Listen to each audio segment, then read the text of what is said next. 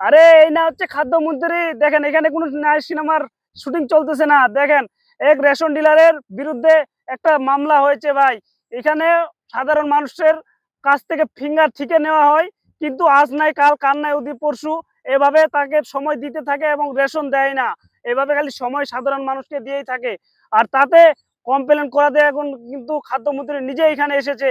তাতে কমপ্লেন শুনতে পেরে তারপর এখানে এসে বলতেছে যে এভাবে কেনটাই করা হচ্ছে। তারপর কিন্তু তাকে কিন্তু ওখান থেকে সাসপেন্ড করতে দিতে হলো। আর তারপর পুলিশের কাছে গ্রেপ্তার করতে চাইলো আর কি। তাতে কিন্তু তিনি কি বললেন অবশ্যই আপনাদেরকে শোনাবো। এমনই চাই ভাই খাদ্যমন্ত্রী ভিডিওটা অবশ্যই দেখবেন, আগে শেয়ার লিখিত কমপ্লেন আমার কাছে করতে হবে না, আপনি জনগণের কাছে আপনি আপনি আমার সাথে কি এটা আপনার ব্যবস্থা করা হচ্ছে। আমি কি করবো? আইনের মাধ্যমে আপনার হবে হবে। আমি আমি কেউ না, আমি কেউ না, আমি কেউ না। পশ্চিমবঙ্গের আমজনতা একজন পাবলিক, আমি একজন পাবলিক। পশ্চিমবঙ্গের জনগণকে সেবা করার জন্য দায়িত্ব আমাদের কাছে। আমি একজন সেবক।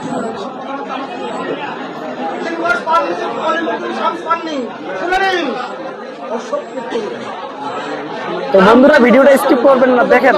আপনাদের বোঝা উচিত ছিল।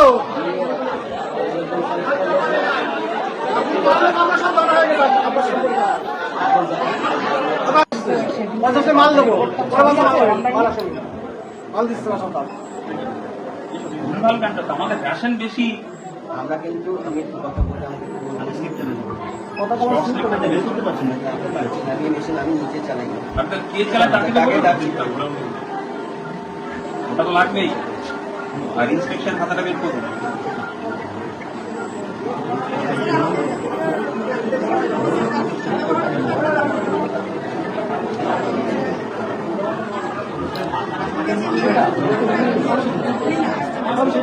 এই সাধনদা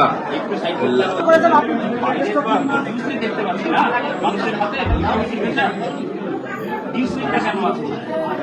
কি কম আছে, আমরা কম দিচ্ছি।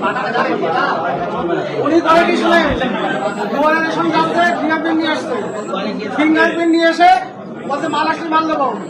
পরের মাসের পর মাল মাল দিচ্ছে না, মাসের পর মাস মাল দিচ্ছে আমাকে তো তোমাল উদ্মোর এটাই করোনা বেশি করেছে। ভিডিওখান অবশ্যই একটু বেশি করে শেয়ার করে দিবেন, যাতে করে ভাই এরকম সাধারণ লোকজন দেখতে পারে বেশি করে।